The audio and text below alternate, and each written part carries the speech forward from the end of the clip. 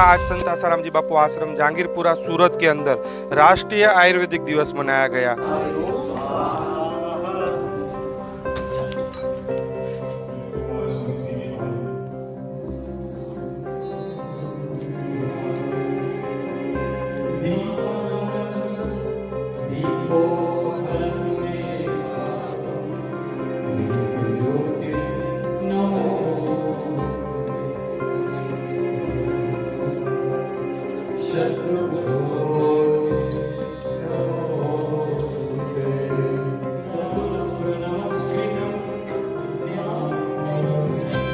आज धन्वंतरी का भगवान का जन्मदिन है, तो इस दिन हर साल यहाँ आश्रम में अलग अलग डॉक्टरों को बुलाया जाता है। बड़े बड़े हॉस्पिटलों के डॉक्टर आते हैं, आयुर्वेदिक हॉस्पिटलों के डॉक्टर आते हैं। आयुर्वेदिक की क्या महिमा है वो सब साधकों को बताया, लोगों में उत्साह रहा और अच्छी तरह धामधूम से मनाया गया। धनतेरस के दिन पे राष्ट्रीय आयुर्वेद दिन लास्ट 5 ईयर से हमारे प्रधानमंत्री श्री मोदी जी ने डिक्लेयर किया। तब से ऐसे तो सालों से आश्रम में ये उत्सव कर रहे हैं, लेकिन अभी ऑफिशियली राष्ट्रीय आयुर्वेद दिवस की उजवनी धन्वंतरी देव की पूजा करके, यज्ञ करके आश्रम में होता है और पूरा साल यहाँ आने से मंगल रहता है।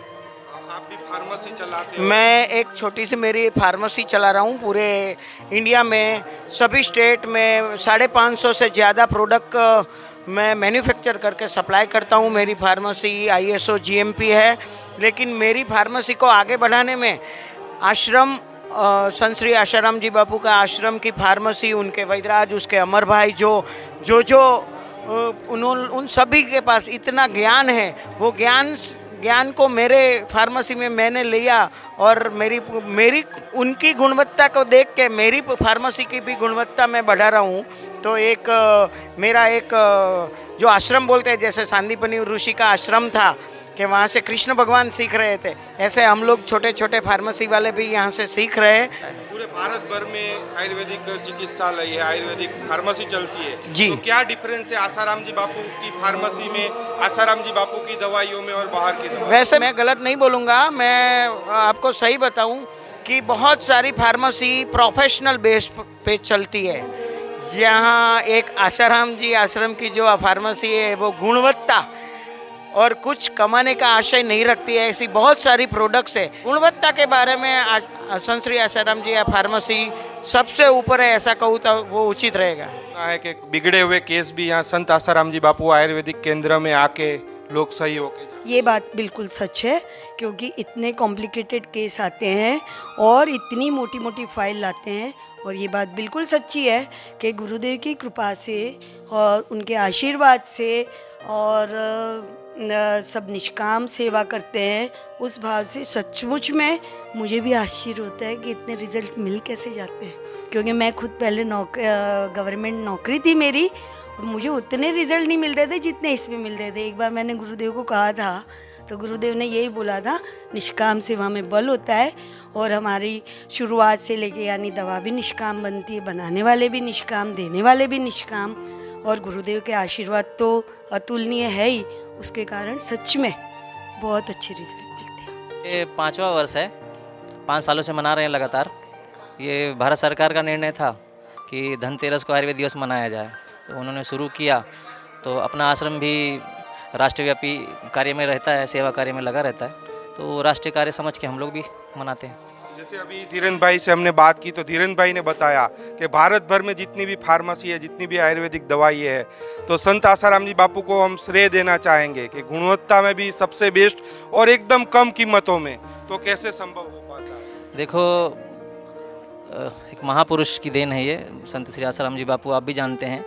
और जब महापुरुष के द्वारा प्रसाद बन के कोई चीज़ जाती है तो वो महाप्रसाद हो जाता है और वो एक अमृत का काम करता है।